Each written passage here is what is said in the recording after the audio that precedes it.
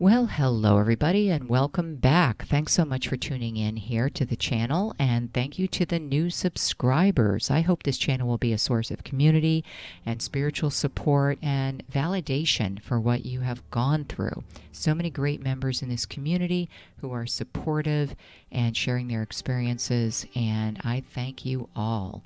Now make sure you hit the like button and share and subscribe, because as you know, it helps the channel to grow and also gets the information out to people who just may need to hear it. So thanks so much, everybody.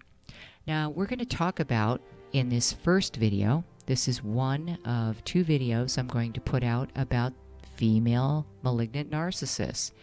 Now we haven't addressed the female narcissists. They are lower in percentages, apparently, according to statistics, as far as narcissists go. But I can tell you they are in full force in the world today. And in my younger years, before narcissism was spoken about or known or studied, I can say I've encountered quite a few. And I just didn't have a name for it. I knew that they were pathological liars. I knew they were deceptive and manipulative, but I really didn't have a name or any type of label to put on them. I just knew to stay away from them. But I did observe a lot of their deceptive actions, and I know what they do. I also had female friends, coworkers, women that I observed who were extremely manipulative and deceptive and very sadomasochistic in many ways. And, you know, I observed how they treated the men in their life as well. So part 2 video, after this video, will address female friends. You know, if you're a female listening, you really should listen to both of these videos, because whether you're a man or a woman, the female narcissist exhibits a lot of deceptive behaviors that you should learn about, to recognize, so you know to stay away, to keep yourself safe.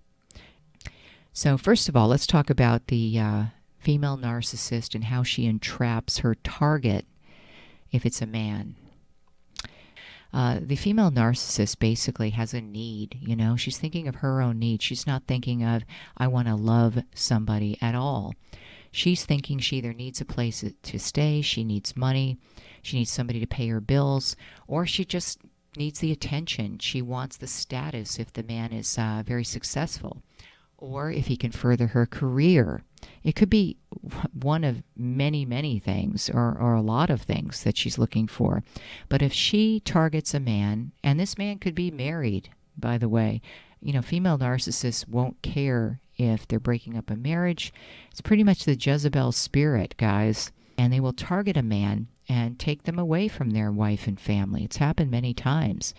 And they do this by, you know, using their sexual prowess. They'll use their looks. They'll use their sexuality, which makes them different from, say, most male narcissists. Male narcissists usually use their power, their money, their status, their job position most times. But a woman usually will use her sexual prowess, her looks, her sexuality, and, you know, basically become what the man wants her to be.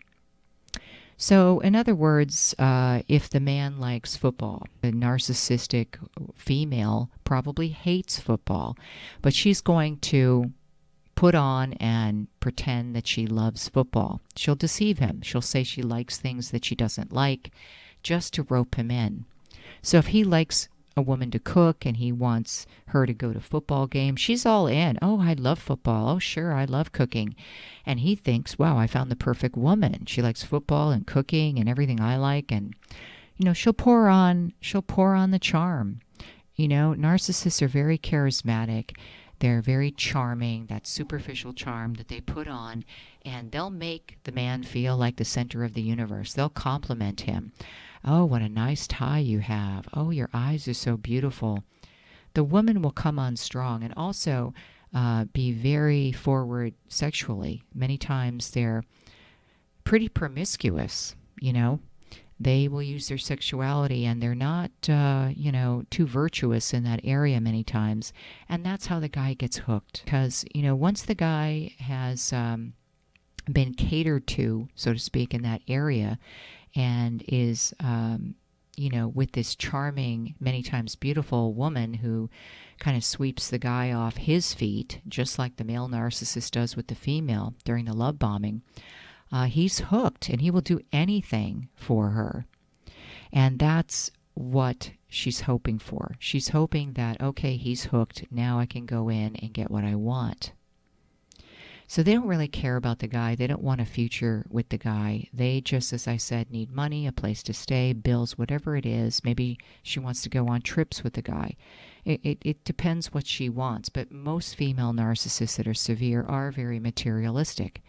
They're thinking they want to live the life. They want the designer handbags. They want, the big house to live in. They want money to spend. And everything has to do with material items and money, basically. And if they find a man that can provide that, they won't care if he's married. They won't care if he has a girlfriend. They will do what they have to do to get what they want. And many times the men are devastated afterwards because they realize that the female malignant narcissist or narcopath didn't care about them at all. And many times they have paid their bills, bought them a lot of things, divorced their wife for the severe female narcissist, the Jezebel, and, went on to regret that because the female narcissist wasn't anything that she claimed to be. Now, I've witnessed this too, where there were some female friends in my past that would tell a guy that they studied at Ivy League colleges that they never attended. They said that they studied abroad. Now, what does studying abroad mean? Could mean anything. But they would lead the man to believe that they had achievements that they never achieved, and they had jobs that they never held. So nothing about the female narcissist was true. But unfortunately, the man, most men would find this out afterwards, after they've been discarded. Because the female narcissist usually gets very bored, and the love turns to hate very quickly. You're the man of their dreams, supposedly, and then suddenly the mask drops, and it turns to hate. They hate you at that point. They told you they cooked when they hated cooking. They told you they love football when they hate football. So who was this person you were with? I mean, not the person you met. That's not who they are. So it's very disturbing and very traumatic. And you feel used. You feel like you had your hopes up for a future with this person, and it was a facade. Women can do a lot of devastation in men's lives, and also their female platonic friends' lives, their family, co-workers. They can be extremely brutal and sadomasochistic. They can bully people. But when it comes to a romantic relationship, so many men have gotten hurt by them. They had boyfriends on the side, these severe female narcissists. Many times they've lied, and they were married the whole time. They had a husband in a different state. Now, I have met female friends in my past. I didn't know they were female severe malignant narcissists or narcopaths because we didn't have the knowledge that we have now. I just thought one particular friend years ago was a pathological liar because everything was just unbelievable. She told people that she wasn't married when she was. We were in Florida. She hoovered me to Miami. I was in a different state, and she wanted me to come down and help her out, said, hang out. We'd both rent this house together. And it sounded like a fun idea. I think I was 23 at the time. I was very young. And I thought, well, why not? So I went down there and ended up, she had a husband in a different state in Texas. So she didn't want me down there to be her friend. She wanted me down there to cover for her because she was out cheating with all these different guys while her husband was in Texas. Now, again, we were in Florida. When they asked if she was married, no, I've never been married before, she'd say. And I would think, wow, what an answer. So she completely deceived these guys she was dating in Miami, and she had a bunch of them she was seeing. Now, she was charming, laughing, always smiling, always wearing pink, acting very girly and feminine, and that's what played into the men. They fell for it. She just poured on the innocence and the charm and talked superficially about the weather and how nice their tie looked and things like that. And I think a lot of men, they don't want anything heavy in a relationship. They don't want to talk about a lot of deep things a lot of times. So that's what she found won them out, was she would put on the superficial charm, talking about the weather, how nice their suit is, laughing and giggling at their jokes, wearing cute pink outfits, and, just being all around a nice old girl, right? Well, they fell for it, all of them. And then one day they found out she was married. Now, I left at that point. I was already gone because I had heard all of these lies and it broke my heart. She told people that she was a New York City ballerina. She was never a ballerina. She told people that she was a recording artist. So when she went to see her husband in Texas, she told all the guys she was seeing in Miami that she was a recording artist and she was recording an album in Oklahoma City. I mean, ridiculous lies. We had a plant in our living room, and she went on to say that the plant was given to her by a rock star that she dated. Well, the plant was given to us by our neighbor as a welcoming gift. I mean, the lies just abounded, and I really said there's something seriously wrong with this person. But to the outside world, she seemed like the nicer, better person, always laughing, giggling, smiling, the fun person. The social butterfly, the one who was always out doing this and that and out with different people and having a life. Well, she kind of left me at home, abandoned, when she said, hey, come on down here, we're going to have a lot of fun. Well, it wasn't for that reason. It was so I could cover for her and lie to her husband when he called. So I was hoovered there. I left. I said, something wrong with this person. But unfortunately, she devastated so many lives down there in Miami. And she even went to her husband and, broke up with him and married one of the guys in Miami, who later went on to say she was the worst nightmare of his life. You'd think they'd be embarrassed, right, making up all of that stuff. She even told people she bought her own home in Texas, that she was a famous model, and she certainly wasn't. It just went on and on. It wasn't fair to any of them, not to her husband, who funded her also. He was financing her in Miami. He bought her a car. He spoiled her rotten, and she treated him like that. So that's an example of a severe malignant narcissist, guys. Psychopathic, behavior, sociopathic behavior, sadomasochism. I mean, she checked all the boxes. And at 23, I was smart enough to leave, And I think I wrote her a note saying, these are all of your lies. And it went on for 3 pages. And I said, I can't be a part of it anymore. But again, I didn't have the knowledge about malignant narcissism then.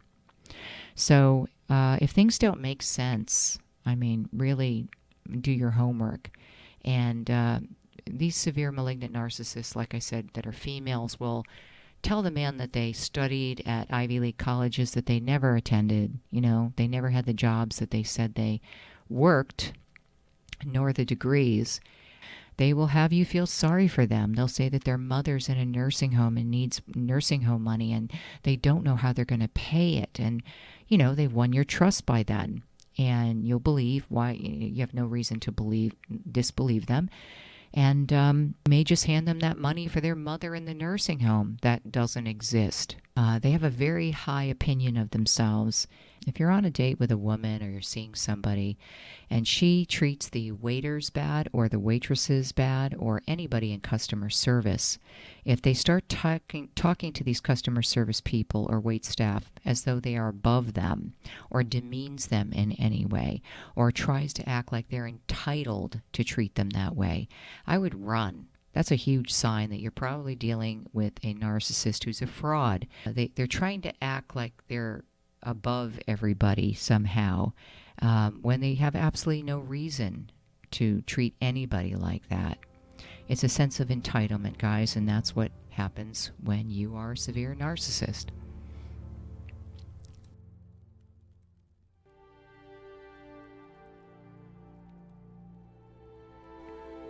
So I hope this information was helpful, everybody. And guys especially, the men out there, if you have encountered one of these narcissistic demonic divas, please let us know in the comments below. What were they deceptive about? How did you find out that they were deceptive narcissists? Interesting always to find out, hear your stories, and it also helps people to know that they're not alone. Also, stay tuned for part 2 of this series.